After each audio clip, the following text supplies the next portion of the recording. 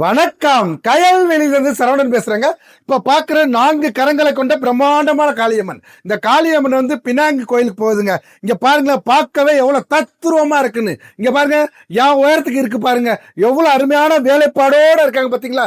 இது மாதிரி காளியம்மன் வந்து நிறைய நம்ம கையில ஸ்டாக் இருக்கு. இந்த பாருங்க, இந்த அம்பாலை பாக்குறீங்களா, நாக்கெல்லாம் எவ்வளவு தத்ரூபமா இருக்கு. கண்ணை பாருங்களேன், கண்ணுக்குள் கண்ணு இருக்காங்க. அதே மாதிரி வந்து வேலைப்பாடுலாம் ரொம்ப தத்ரூபம் நேர்த்தியா அமைஞ்சிருக்குங்க.